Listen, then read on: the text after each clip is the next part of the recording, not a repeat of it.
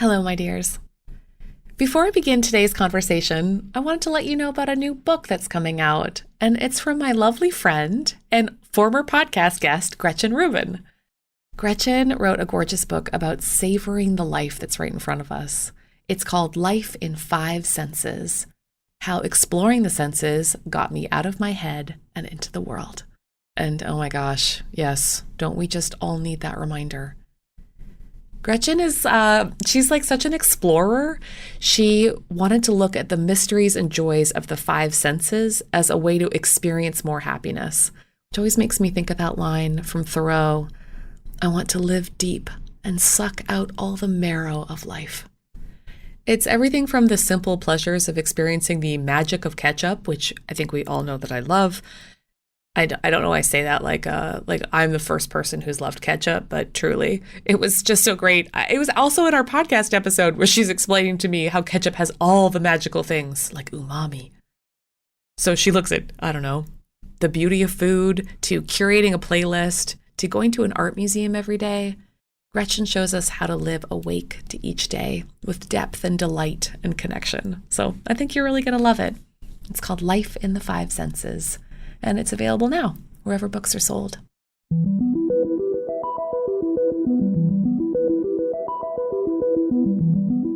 You know that feeling where we imagine our lives along a simple trajectory that we can follow? It's kind of like in the game of life. We're like, this is the part where you graduate college. This is the part where you get married. This is the part where you choose your career and buy your split-level home. This is the part when you have two healthy, successful children. This is the part where you retire at the millionaire estates. Ding, ding, ding. You've won the game of life. But more often than not, our lives don't follow a trajectory. So how do we make sense of lives that veer from our expectations, from our plans? What might happen next? And then who do we become? Can that be beautiful still? Today I'm talking to a careful observer of the human condition, and her name is Maggie Smith. Maggie is a poet and the author of award-winning books of poetry like Goldenrod and Keep Moving. You've probably heard her viral poem Good Bones, which has inspired basically everyone with a pulse. Maggie's life was on a certain trajectory. She had a loving husband that she'd been with since college, two funny kids. They're living in the city of her childhood, like right near the family. Dance parties after dinner sort of happiness. That is, until she discovered her husband may have been unfaithful. Her new memoir, You Could Make This Place Beautiful, chronicles the aftermath of a painful, unexpected divorce and the end of a life that she thought that they would have together. Maggie, I have been looking forward to this like a little homecoming. So thank you so much for doing this with me today. It just makes my heart feel so full. Oh my gosh, I love that. And I have to say, that's sort of how I've been framing this book to myself. Really? That's sort of been like a key word in my mind is homecoming. So I love that. Oh, fun. I guess maybe then we could start with the part where we feel exiled from the story of our choosing. Ooh. We want to believe that we have all kinds of, like, life is a series of choices, control. And then most of what happens in our lives happens to us. So your story, like a lot of lovely people in this community, is one with a very crisp dividing line of before and after. I wondered if we could maybe start with what your life was like in the before times.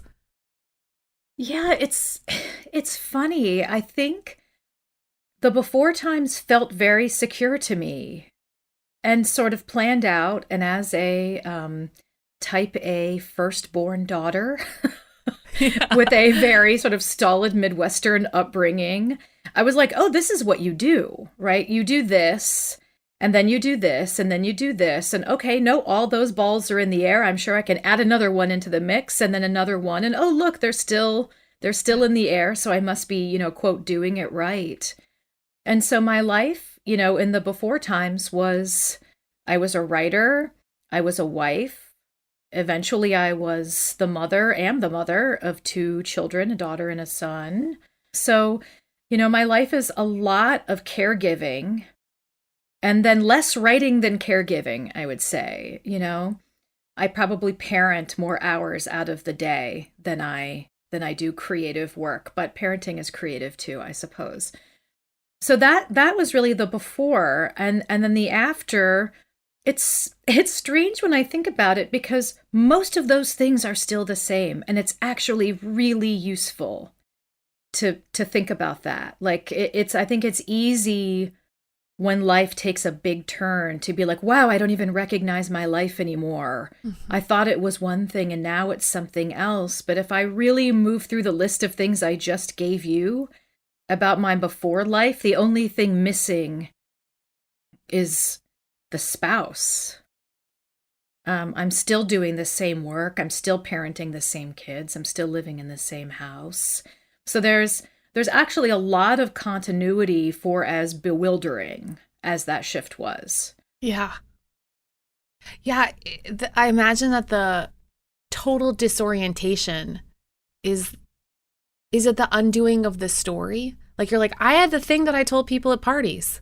I'm Maggie. This is my husband. This is my life. Yeah. I mean, we met in college and we were in our early 20s, and then we built this life and we'll, be together when we're old, just like I expect my parents to be.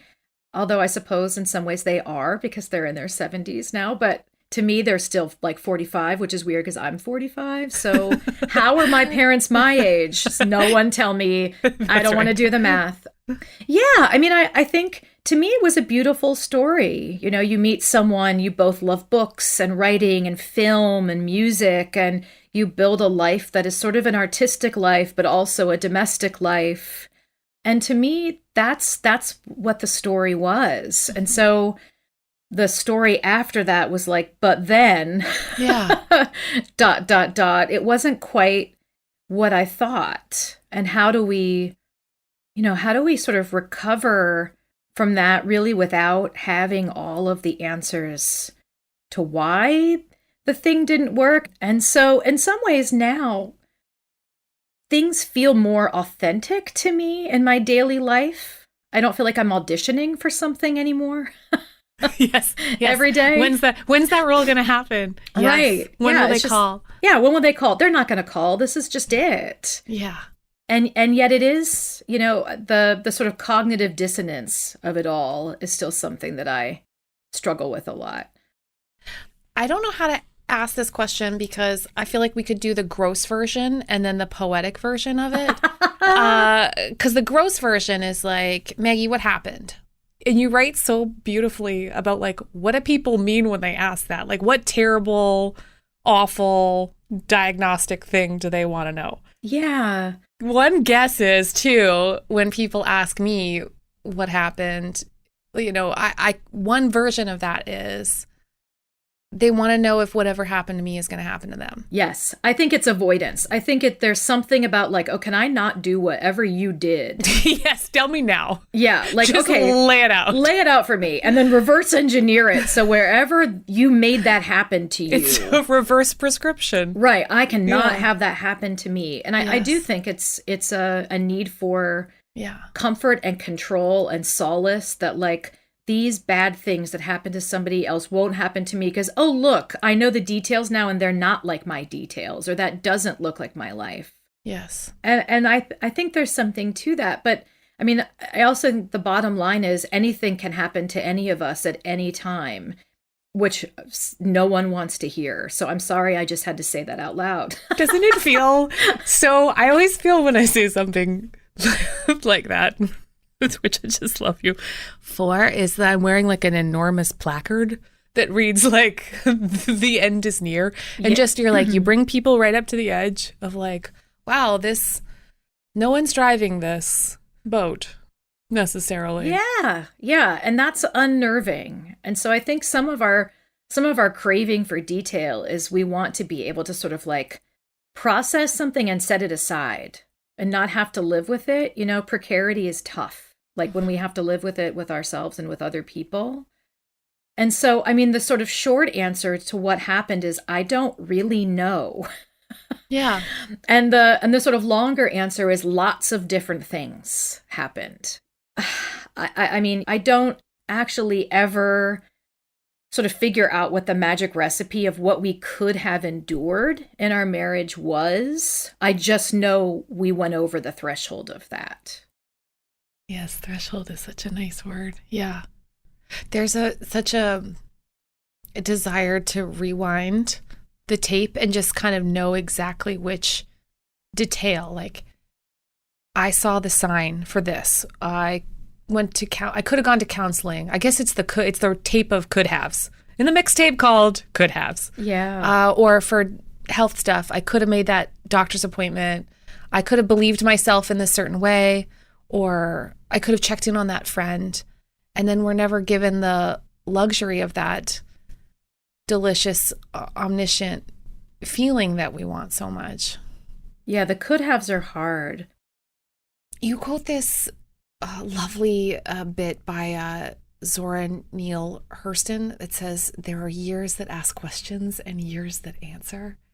And I thought that was such a beautiful encapsulation of like the desire we have to make the coherent story, to be able to tell it backwards and forwards. And then trying very hard to like let go of having that omniscient feeling. Yeah. I mean, and in some ways there are years that question and then years that question harder. Right? Yes. Or years that answer in sort of oblique ways. And I really I find myself craving answers to all these questions. And some of them I can't have. And I think that's something that we need to live with. And when I'm writing a poem, what I do is really think about the container and sort of like, what's the experience I'm trying to enact or embody in this poem? And what is the shape that is going to do the best job at enacting or embodying that feeling? And sometimes it's couplets, because I love a lot of white space to kind of spread something out, let the reader take their time. Sometimes it's like a prose poem that's like this really imposing, blocky chunk of text, because I want you to just get in there and have no relief and not be able to get out, like just get in there and have the experience. And in writing this book, I realized that really what the last few years has felt like to me was pretty fragmented. I mean, pieceiness and fragmentation and repetition and sort of looping and lyricism in this book. And that, for me, was like the best way I could sort of access the answers was via form. And that's the poet in me. Yeah. Oh, it's lovely.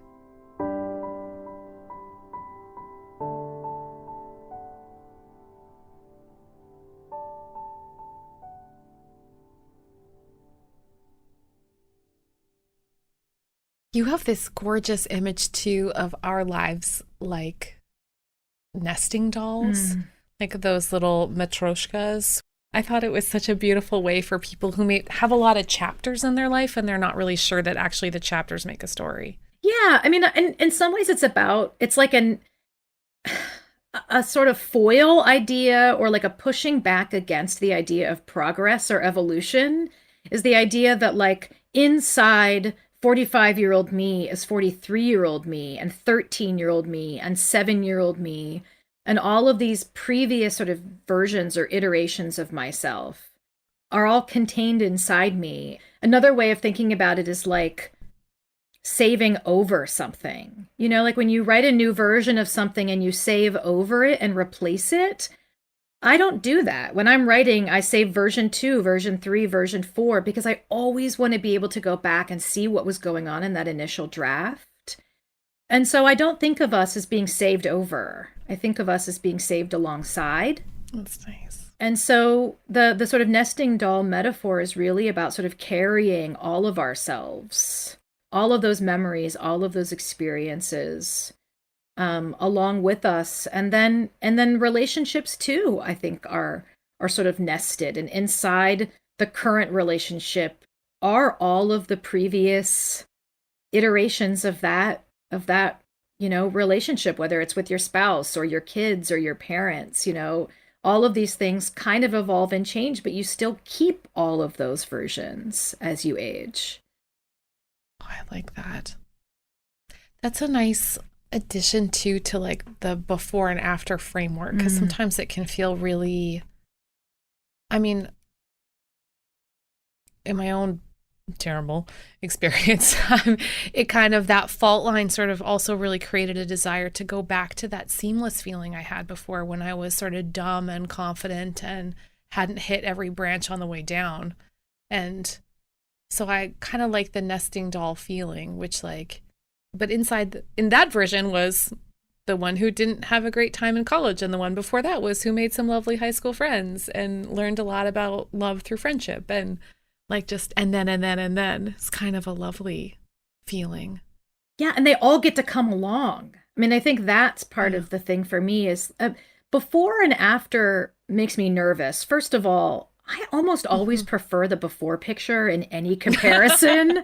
Like anytime somebody redoes their living room or gets a haircut, I'm always toggling back and forth, and I'm not quite clear on which one is before and after, because I usually prefer whatever was going on in the before photo, which is, I'm sure, says something about me. That's got to be like a Myers-Briggs Enneagram thing. But I mean, after, that makes me nervous. Like I think there's like a sort of like false neatness to that idea of like, before it was like this, and now, before I was a caterpillar and now I'm a butterfly. It's like, well, maybe I was a butterfly before, I'm just a different kind of butterfly. Or maybe I'm still in a pupa, but the pupa's a little different. I mean, the neatness of like what we expect from not just others, but ourselves, as far as like, capital T transformation through these big life changes. It just like puts so much pressure on us to like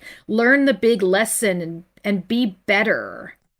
Yeah, you're very anti-progress in a way that makes me want to hold you in my arms. Because you just have you say so many wonderful things about that. Like, if people keep wanting to hand you lemons in order to make lemonade, and you're adding immediately, they're like, oh, but you added a lot of vodka, and you were like, oh, but the lemonade wasn't worth the lemons. Yes.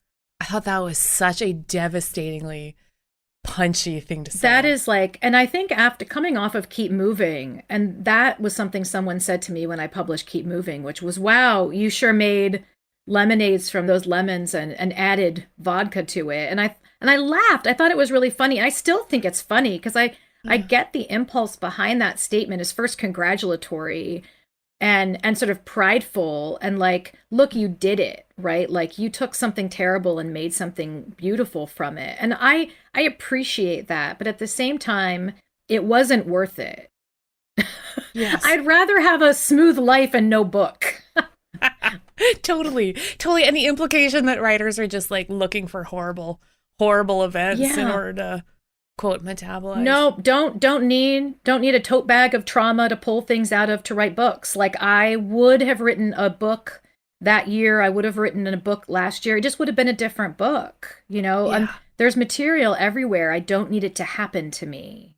All the lemons and lemonades kind of metaphors break down so intensely in describing mothering and your worries about your kids. And oh yeah, I really appreciate the honesty with which people want to say things like, didn't it just make them more resilient? And you have a strong answer to that. Yeah, and for what? I mean, I would rather have kids who are less resilient and feel more secure, right? I mean, I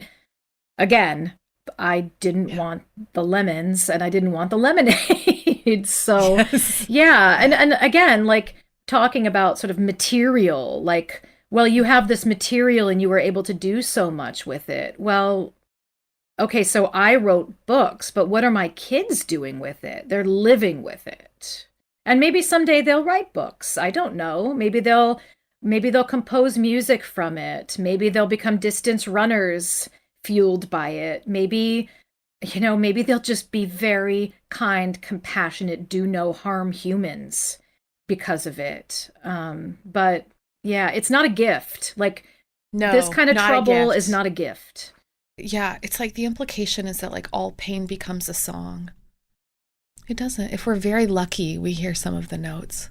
But for the most part, it just like it rings through us like without melody. Yeah. Yeah, it's a little tricky. I mean, I think I can find gifts anywhere if I look. And I do. I look hard, if they're not obvious. Yeah. But there's a lot else out there. And frankly, I'm really looking forward to like the next book not being about trouble.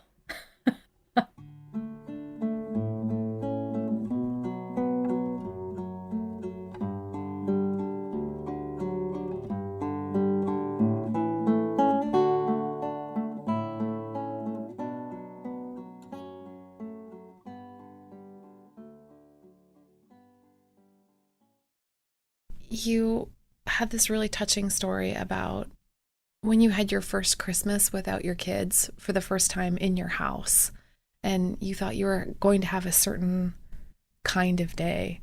Sometimes, like the loneliness, I imagine, of divorce feels very permanent.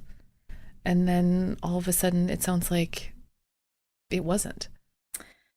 Yeah. I mean, I went for a run one Christmas. My kids were not in my house. I had to wait a few hours to get them back to me. And, there was a knock at my door and someone was standing there with cake and said, I just saw Aw. you run by my house.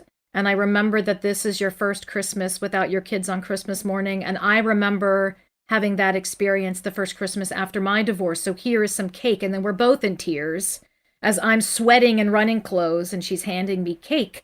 And then as I'm standing at my kitchen counter eating cake with my hands like a raccoon in the alley, still in my running clothes, there's a knock at my door again, and it's another neighbor bringing me treats like, I know this is a hard year. I thought you might use. And I just thought, you know what? I'm not alone. And I will say that as Yeah.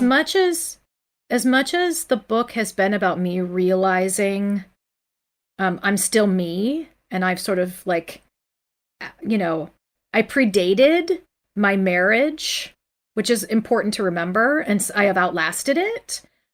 It's also, I think, been a real sort of like study in community and how much I have leaned on the sort of grace of other people, friends who showed up with food, people who took me to happy hour, friends who were like, let's start roller skating because it's a pandemic and we can't go anywhere. Whenever you're feeling like, ugh, I have made a mess of my life or my life is a mess, and then someone offers you kindness, it makes you feel worthy in a way that you might not have been feeling, 5 minutes prior. Yeah. Yeah. You had a friend too who got really into birding, and I thought the logic was so lovely. Well, can you tell me about that? Yeah, we were coworkers for a long time, and now she actually edits a birding magazine. And she loves birding. And we were talking one day, and she was like, oh, it's actually the best thing because you can't think about anything else when you're birding. It's so engrossing. You are just in it. You're looking, you're researching, you're listening. All your senses are engaged. You are not thinking about any bad emails, snarky texts, things that like plague you when you lie in bed at night and wish you could sleep. And I love that. I love that idea. I think for me, running was like that for me. Like just being in my body instead of in my brain was really useful as someone who's sort of treated my body like a plant stand for my head for many, many years. Like it is the thing that like gets the head around and moves it places. Yes. But I've Yes. really ignored everything from the neck down for most of my life. And then I was like, oh, wait, we store stress in our bodies. So I can't actually think my way beyond this feeling. I actually have to My therapist, not the intuitive therapist, the other therapist, because I like to have a few. My traditional therapist is like, you thinking isn't going to do it. You really need to get the stress out of your body. And she said, have you ever tried screaming into a pillow? And I started laughing because I was like, who does that? But yes, she was like throwing something, screaming into a pillow, going for a run, dancing, jumping on a trampoline, like release the stress from your body. Genius. Sometimes I do it with like transitions where I'm like, hot shower, cold shower, walking outside. Like I just try to use temperature to be like, ugh, I gotta, ugh. It's like a hard reset, right? It's a hard reset. Yeah. Yeah. Totally. It's like, we're just going to get back to the factory settings on this one and see if we turn it on. Most things, if they're not working correctly, if you turn them on and off, they miraculously work again. And maybe with the body, it's somewhat like that. That's so good. I'm just thinking about your beautiful poem, Good Bones, and what a terrible deal it always feels like we're giving our kids when we want to introduce them to the beauty and the terror of the world. And actually, Maggie, do you mind reading it for people who haven't? Would that be all right? Of course. I will just lightly preface it then. It is for people who haven't read it. This gorgeous poem went viral, and I mean, Meryl Streep reading it out loud viral. Episodes, Madame Secretary framed around it kind of viral. And it is absolutely stunning. And also the heart of your heart about what you want about the tragicomedy of this life. So no, I'd love to hear it. It is tragicomedy, isn't it? This is Good Bones. Life is short, though I keep this from my children. Life is short, and I've shortened mine in 1,000 delicious, ill-advised ways. 1,000 deliciously ill-advised ways I'll keep from my children. The world is at least 50% terrible, and that's a conservative estimate, though I keep this from my children. For every bird, there is a stone thrown at a bird. For every loved child, a child broken, bagged, sunk in a lake. Life is short, and the world is at least half terrible. And for every kind stranger, there is one who would break you. Though I keep this from my children, I am trying to sell them the world. Any decent realtor walking you through a real shithole chirps on about good bones. This place could be beautiful, right? You could make this place beautiful. I love the thought that we're simultaneously selling them and protecting them and loving them and fearing for them at the same time. And that's somehow the strange beating heart of motherhood. Yeah. How do you protect with honesty? How do you tell without fear? I mean, that's this balance. I don't know if I'm ever doing it right. I mean, every day I'm like, should I have said less? Should I have said more?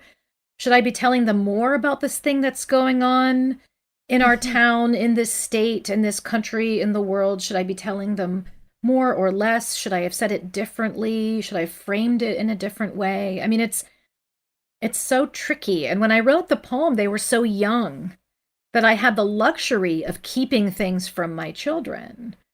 And now I no longer have that luxury. Violet has a phone, and when she turns it on in the morning, she gets that little Apple News ding that tells her things I haven't even gotten to break to her yet. Like, I don't get to be the breaker of news anymore. That is a shift in parenting, when they don't need you as the sort of mediator between themselves and the world anymore. And so then all I can do is sort of be a soft place to land and a place to sort of like listen and console and, puzzle things through and commiserate, and sometimes also just be mad together, Yeah. Yes. You had this beautiful image about like the birds in the trees. You said, comma, Maggie, comma. The thing about birds, if we knew nothing of jays or wrens or sparrows, we'd believe the trees were singing, as if each tree had its own song. The thing about this life, if we knew nothing of what was missing, what has been removed, it would look full and beautiful.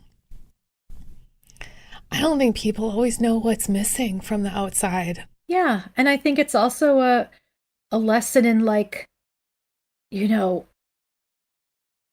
I know what's missing, but also I have a really full life. I know that there are things about my life that are really different than they were 4 or 5 years ago.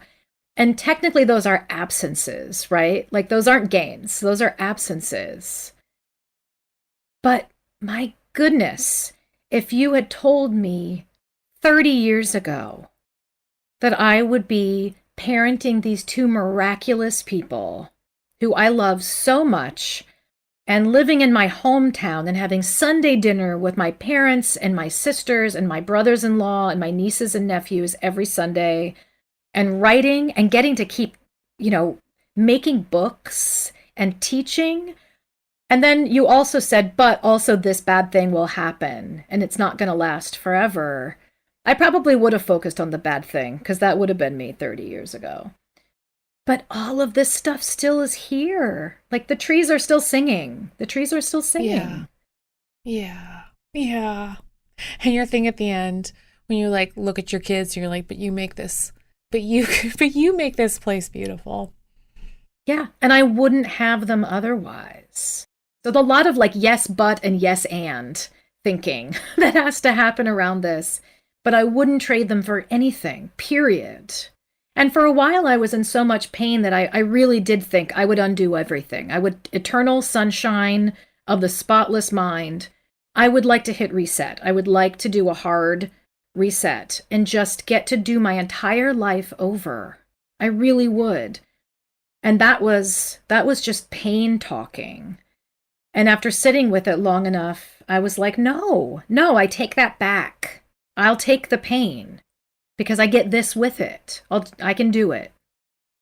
Maggie, what a gorgeous, courageous, lovely person you are. I thank you so much for getting in the weeds of the intensity of precarity. I really think you're so lovely. And thank you so much for this conversation. Oh my goodness, thank you. How do we begin living in the aftermath of our lives? When the stories we've clung to about who we are and who we've been and who we're becoming come unraveled. Maggie describes that before and after not as a clean line, because so much of who she was before, she still is today. A mom, a friend, a daughter, a writer, ding, ding, ding, like all still true. Maybe your aftermath began in the wake of a divorce, or after a family secret that came to light, or once you got a diagnosis, or after a funeral. Perhaps you didn't have that baby. The person you hoped for never arrived. And then, tick, tick, tick, tick. That feeling of being unspooled. Life came undone. And yet, we could make this place beautiful.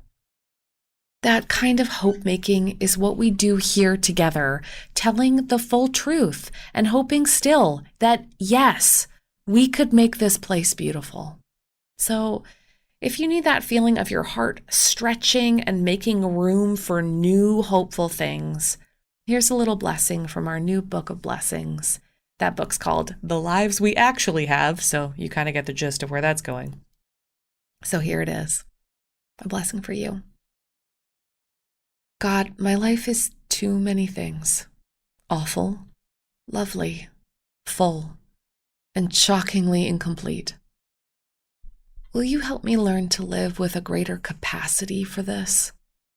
Living in the tension between a life that has worked out and the one that has gone to hell in every handbasket.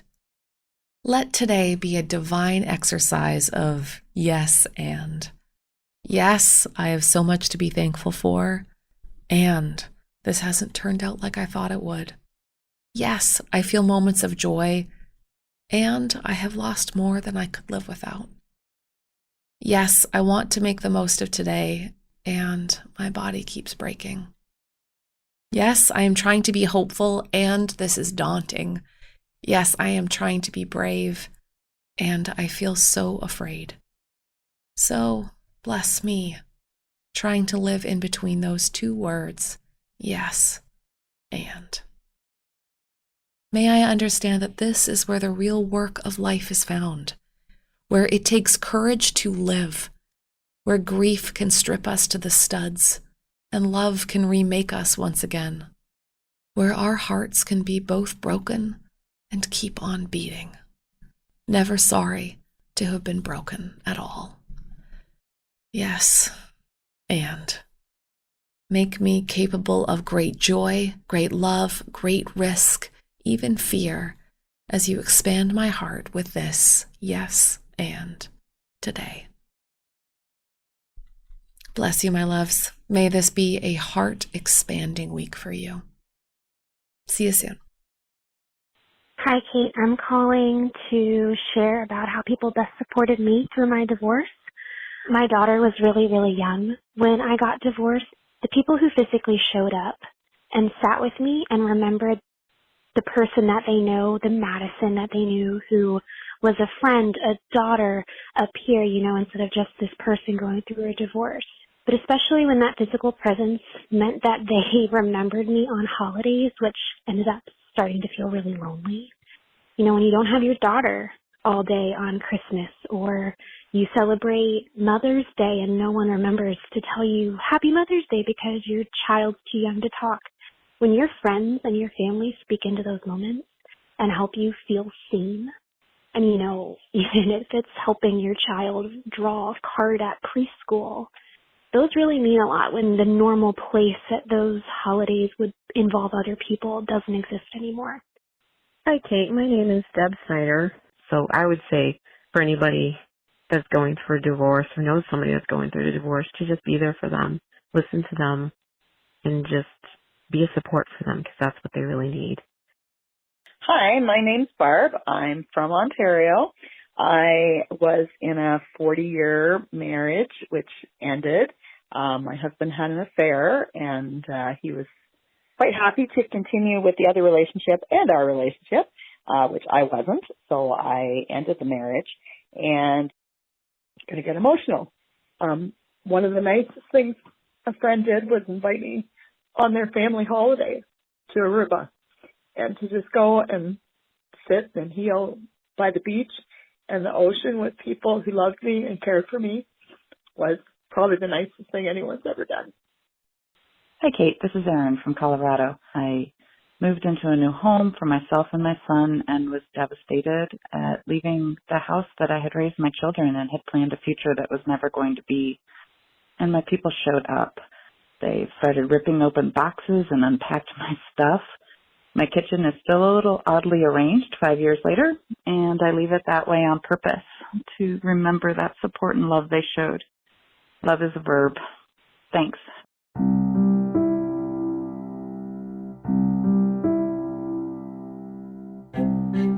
This episode of the Everything Happens podcast was made possible because of our generous partners, Lilly Endowment, the Duke Endowment, Duke Divinity School, and Leadership Education.